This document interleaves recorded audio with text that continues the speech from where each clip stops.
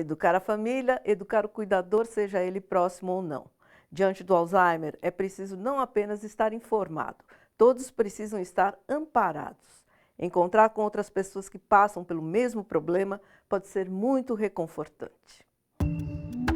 As pessoas deste grupo são familiares ou cuidadores profissionais de pessoas que têm Alzheimer.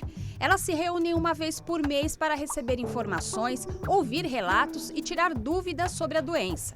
Os encontros ocorrem em todo o país por iniciativa da ABRAS, Associação Brasileira de Alzheimer. Ele tem como intuito educar o familiar, enfim, seja ele próximo ou não, ou o cuidador, seja ele formal ou informal, a entender quais são as mudanças esperadas da doença. A Thaís é gerontóloga do Hospital das Clínicas da USP. Ela estuda as mudanças biológicas e psicossociais do envelhecimento. A dificuldade impactante do paciente é em executar tarefas que antes ele realizava sem dificuldades, manejar suas finanças, realizar atividades mais complexas, ficar em casa sozinho de modo seguro. Ela diz que as pessoas, em geral, esperam que o doente de Alzheimer seja esquecido e confuso, mas a doença vai muito além. Na verdade, envolve a confusão mental, envolve achar que um familiar que morreu está vivo, envolve o estranhamento do lar. São situações que provocam um estresse enorme entre as pessoas que convivem com o paciente. Porque a demência, enfim, seja ela do tipo Alzheimer ou não, ela muda toda a história de vida. Então, as pessoas da família, elas estranham a mudança de história de vida do familiar.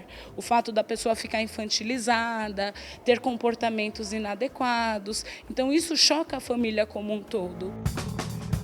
Com Leila, isso aconteceu há 5 anos. Foi quando a mãe dela recebeu o diagnóstico de Alzheimer.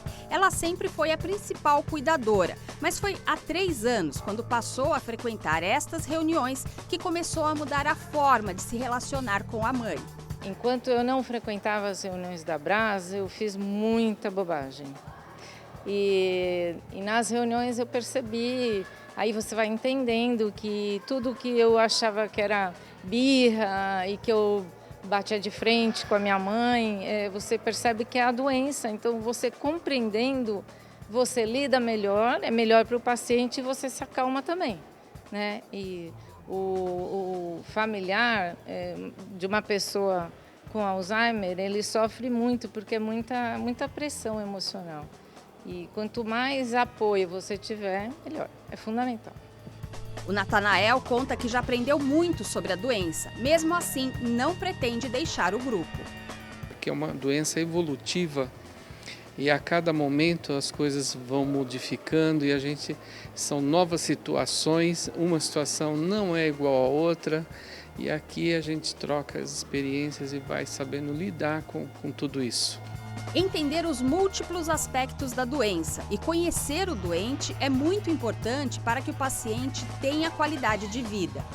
A gente tem que fazer tudo para distrair o paciente, tem que estimular ele, a parte cognitiva. No meu caso da minha mãe, ela pintava tecido há muitos anos e parou. Quando ela entrou em depressão e depois veio a doença. Nós fomos estimulá-la a voltar a pintar.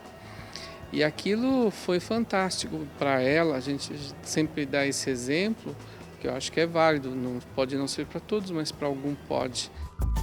A administradora de empresas Rosimeire tem o pai e perdeu a sogra com Alzheimer. Já são 13 anos convivendo com a doença e depois de todo esse tempo de uma rotina pesada, Rosimeire encontrou um sentido para as perdas provocadas pelo Alzheimer. Eu procuro, com toda a frequência que me é permitida, estar ao lado dele. E ele, apesar da doença, como eles mostraram aqui, algumas pessoas desenvolvem agressividade. Meu pai foi o contrário. Meu pai é extremamente alegre e ele propicia isso para a gente. Então eu tenho essa felicidade. Quanto mais a pessoa trabalha com o estilo de vida do paciente, com o seu, a pessoa permanece num estágio leve por mais tempo. Então a doença ela declina de modo mais demorado. Então, cuidar de si e cuidar do familiar, principalmente da qualidade de vida.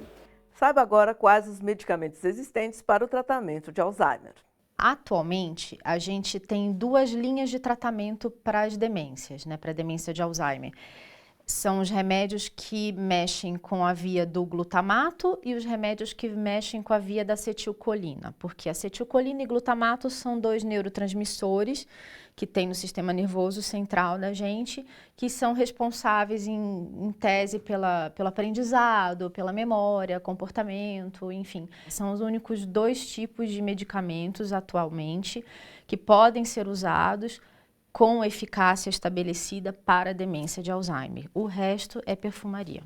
Segundo a neurologista, apenas os anticolinesterásicos estão disponíveis para todas as pessoas que necessitem na rede pública de saúde.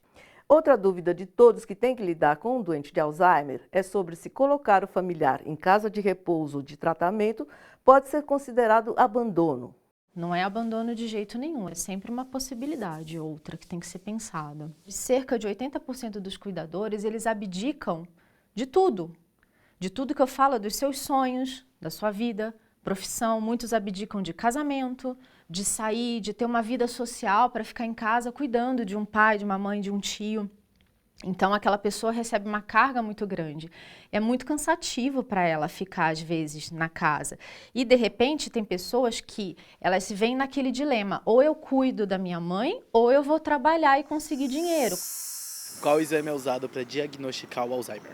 Quanto mais dados você tiver, quanto mais peças você tiver para montar esse quebra-cabeça, melhor no final.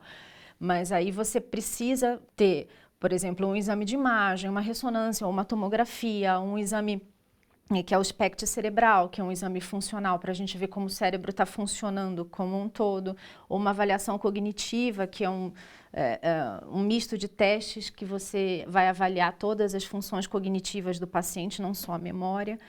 E aí você tem a história clínica, que é de fundamental importância, a clínica é soberana, você vai colher os dados, a história daquele paciente com os familiares e tudo, e aí você compila tudo isso, e você consegue chegar mais próximo do diagnóstico, mas infelizmente um exame específico, certeiro para o diagnóstico ainda não temos. No próximo bloco, alguns conselhos jurídicos da Abras para quem tem familiar com doença de Alzheimer. A gente sempre aconselha de que a família peça a curatela.